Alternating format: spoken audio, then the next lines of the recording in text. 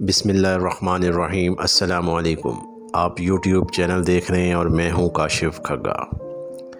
ایک دفعہ کسی ملک کا بادشاہ تھا اور اس کے ملک میں قحط پڑ گیا۔ اس قحط کے اثرات پورے ملک میں پھیلنے لگے۔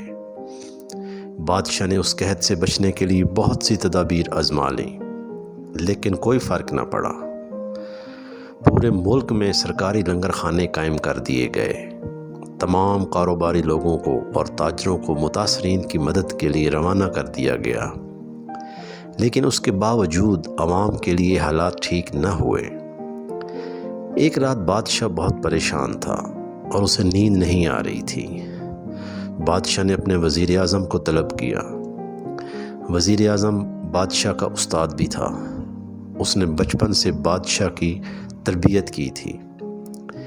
بادشاہ نے اپنے استاد سے کہا کہ استاد محترم، آپ مجھے کوئی ایسی کہانی سنائیں جس کو سن کر مجھے قرار آ جائے۔ وزیر اعظم مسکرایا اور بولا کہ بادشاہ سلامت، میں نے ایک دفعہ ایک داستان پڑھی تھی۔ داستان مقدر، قسمت اور اللہ کی رضا کی سب سے بڑی اور شاندار تشریح ہے۔ اگر آپ کی اجازت ہو تو میں آپ کو وہ داستان سنا دوں۔ بادشاہ نے بڑی بے چینی سے فرمایا کہ استاد محترم جلدی اور فوراً وہ داستان سنائیں۔ تو استاد محترم نے کہانی شروع کی کہ کسی جنگل میں ایک بندریا سفر پر روانہ ہونے لگی۔ اس کا ایک بچہ تھا۔ وہ اپنے بچے کو ساتھ بھی لے جا سکتی تھی، لیکن وہ بادشاہ کے پاس گئی اور شیر سے عرض کیا کہ میں سفر پر روانہ ہو رہی ہوں اور میں چاہتی ہوں کہ میرے بچے کی نگرانی آپ اپنے ذمے لیں۔ شیر نے حامی بھر لی اور بندریا نے اپنا بچہ شیر کے حوالے کر دیا۔ شیر نے بچے کو اپنے کندھے پر بٹھا لیا اور بندریا اپنے سفر پر روانہ ہو گئی۔ اب شیر روزانہ بندریا کے بچے کو اپنے کندھے پر بٹھاتا اور روزمرہ کے کام کاج کرتا رہتا تھا۔ ایک دن شیر بچے کو لے کر جنگل میں گھوم رہا تھا کہ اچانک ایک چیل آئی اور بندریا کے بچے کو اٹھا کر آسمان میں غائب ہو گئی۔ شیر جنگل میں بڑا بھاگا، دوڑا، اس کا پیچھا کیا، لیکن اس کو نہ پکڑ سکا۔ پھر استاد محترم نے سانس لیا اور بادشاہ سے کہا کہ بادشاہ سلامت، چند دن بعد بندریا واپس آئی اور سیدھا شیر کے پاس گئی اور اپنے بچے کا پوچھا کہ میرا بچہ اب واپس کر دیں۔ شیر نے شرمندگی سے جواب دیا کہ تمہارا بچہ تو چیل لے گئی۔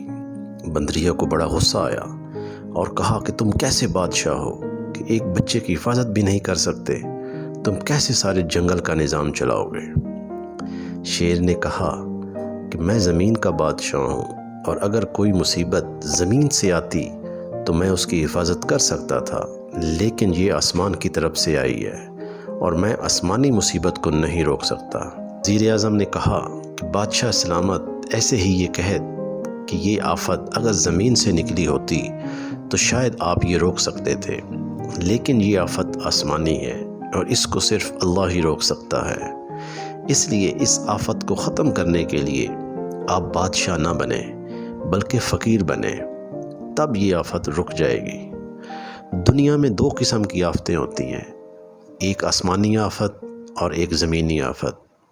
آسمانی آفت سے بچنے کے لیے اللہ کا راضی ہونا ضروری ہوتا ہے، جبکہ زمینی آفت سے بچنے کے لیے انسانوں کا متحد ہونا، وسائل کا بھرپور استعمال اور حکمرانوں کا اخلاص درکار ہوتا ہے۔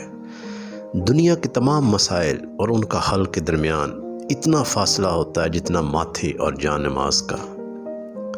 ہم مسائل کے حل کے لیے 7 سمندر پار تو چلے جاتے ہیں، لیکن ماتھے اور جائے نماز کے درمیان کا چند انچ کا فاصلہ ہم طے نہیں کر پاتے۔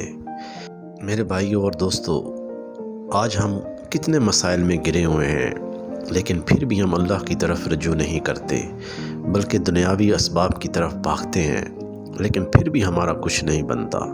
اللہ تعالیٰ سے دعا ہے کہ اللہ تعالیٰ ہمیں بھی نیک حکمران دے اور عوام کو بھی نیک اعمال کرنے کی توفیق عطا فرمائے اور ہمیں 5 وقت کا نمازی بنائے، اور جب ہمارا آخری وقت ہو، خاتمہ ایمان پر ہو اور زبان پر صرف ایک کلمہ ہو، لا الہ الا اللہ محمد الرسول اللہ۔